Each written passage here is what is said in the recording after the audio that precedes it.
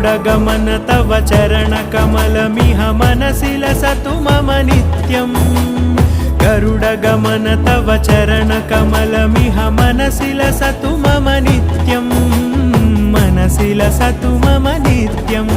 मम तापमपाकुरु देव मम पापमपाकुरु देव मम तापमपाकुरु देव मम पापमपाकुरु देव